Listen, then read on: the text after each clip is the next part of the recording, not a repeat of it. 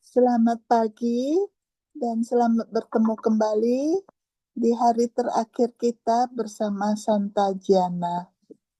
Hari ini kita memasuki topik bernama warisan terakhir. Sesi yang terakhir, sesi ketujuh ya. Kita mulai. Suaminya Pietro sering menjelaskan kepada anak-anaknya bahwa ibu mereka, jika dia masih hidup, akan terus berbuat baik bagi keluarganya, bagi tetangganya, dan bagi orang sakit. Tetapi katanya, Tuhan ingin ibumu berbuat baik kepada lebih banyak orang di banyak bagian dunia. Penjelasannya yang seperti seorang ayah telah terbukti benar berkali-kali karena pengaruh Santa Gianna telah menyebar ke seluruh penjuru dunia.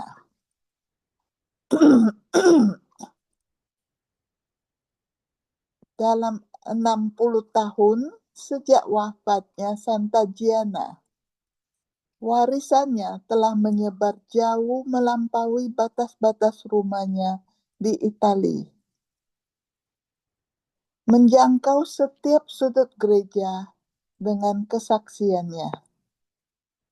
Begitu banyak orang kudus kita menjalani kehidupan yang kaya dengan petualangan, perjalanan ke negeri asing, tindakan pembangkangan terhadap penguasa yang korupsi, momen-momen yang mengguncang dunia. Kisah-kisah itu indah dengan sendirinya, sebuah bukti kemuliaan dan kuasa Tuhan. Namun, Gianna menawarkan jalan lain menuju kekudusan. Jalan yang berkelok-kelok melalui petualangan sehari-hari, mengganti popok tanpa pamrih, dan merawat pasien dengan penuh kasih. Ia tidak menghadapi kaisar yang menuntut kemartirannya, tetapi ia menentang budaya yang siap menyingkirkan kehidupan anak kecil dalam kandungannya. Tidak diragukan lagi, ia berasumsi bahwa hidupnya tidak akan berdampak besar pada dunia di luar lingkaran kecil orang-orang yang dicintainya. Tidak pernah bermimpi bahwa ia akan menjadi inspirasi bagi begitu banyak orang. Khususnya bagi perempuan muda, Santa Gianna memberikan kesaksian tentang kejeniusan feminin dalam pekerjaannya sebagai dokter dan sebagai seorang ibu.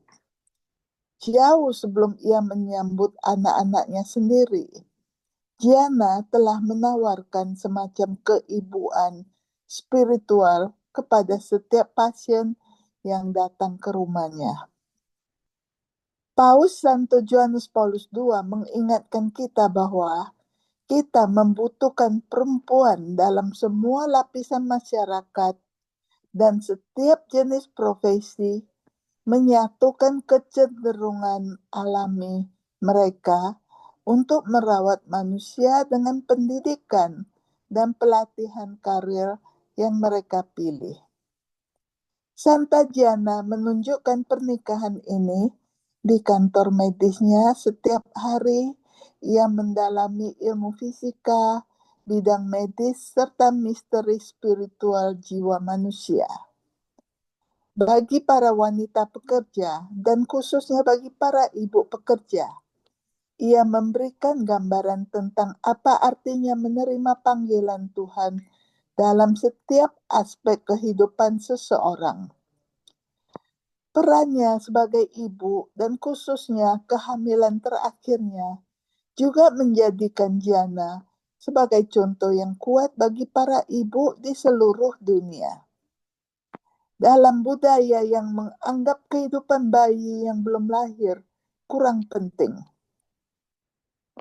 Jana mengingatkan kita bahwa bahkan anak terkecil dalam kandungan pun layak untuk dipertahankan dan dilindungi.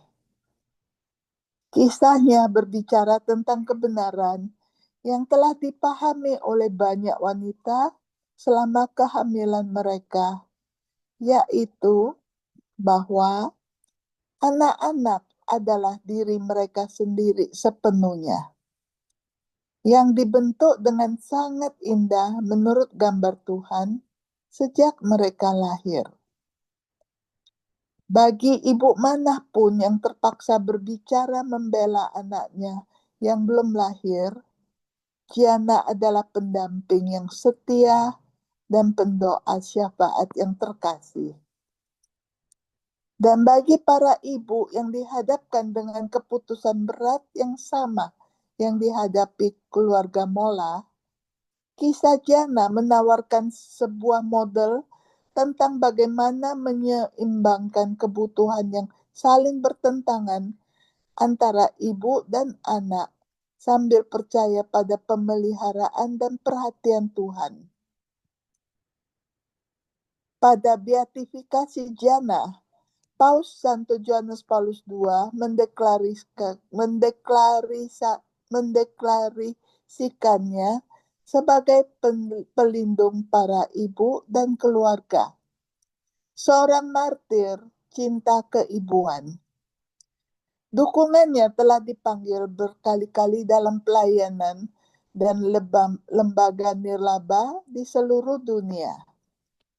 Banyak pusat kehamilan krisis, sekolah kedokteran, paroki, dan pelayanan yang dikhususkan untuk mendukung keluarga telah menggunakan nama Santa Giana, menyebarkan kisahnya dan kesaksian sucinya kepada mereka yang dilayani oleh pelayanan ini. Tentu saja Giana tidak memiliki satu pun dari warisan besar itu di hatinya saat ia mengorbankan hidupnya. Ia hanya memikirkan anak dalam kandungannya, mengkhawatirkan anak-anaknya yang lain di rumah, dan rindu untuk terus melayani Tuhan bersama suaminya. Anak-anaknya dan suaminya telah menjaga kisah dan semangatnya tetap hidup dengan cara mereka sendiri. Pietro, selama beberapa dekade ia hidup tanpa Giana di sisinya, membesarkan anak-anak mereka di rumah suci dan dengan murah hati berbagi keintiman surat cinta dan kehidupan mereka bersama demi kebaikan seluruh gereja. Keempat anak mereka juga murah hati dalam cara mereka berbagi ibu mereka dan warisannya dengan dunia. Anak bungsunya, Giana Emanuela, yang untuknya Santa Giana mengorbankan nyawanya, menyebutnya sebagai ibu suci saya. Tuhan memilih ibu saya untuk menjadi ibu bagi kita semua, katanya dalam sebuah ceramah di Arizona. Setiap kali saya datang ke Amerika Serikat, saya bertemu banyak Giana. Saya bertemu pasangan yang menikah selama 11 tahun tanpa anak. Saya bertemu pasangan yang mengalami keguguran. Dan mereka semua mengatakan bahwa mereka berdoa kepada ibu saya. Mari kita semua pergi kepada Santa Giana sekarang dan berdoa bersama. Kita buat tanda salib dalam nama Bapa dan Putra dan Roh Kudus. Amin. Kita telah sampai pada akhir seri kita tentang kehidupan Santa Giana. Mari kita luangkan waktu untuk merenungkan bagaimana kesaksiannya saat ini berbicara kepada Anda dalam kehidupan Anda sendiri.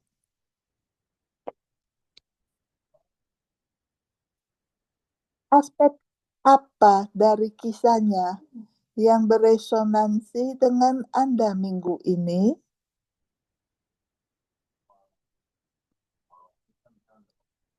Kebajikan apa yang ingin Anda tiru dalam kehidupan Anda sendiri?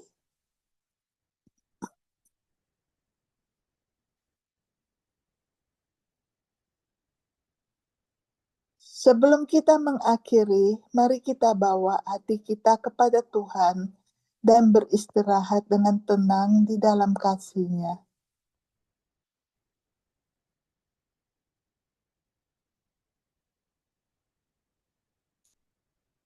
Kita akan menutup untuk terakhir kalinya dengan berdoa dengan kata-kata Santa Gianna yang penuh kuasa.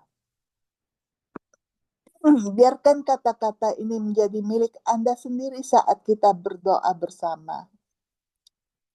Yesus, aku berjanji kepadamu untuk menyerahkan diriku kepada semua yang Engkau izinkan terjadi padaku. Buatlah aku hanya mengetahui kehendak-Mu. Santa Gianna Beretta Mola, doakanlah kami.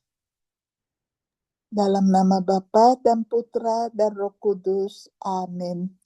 Terima kasih banyak telah berdoa bersama dengan Santa Gianna selama 7 hari ini.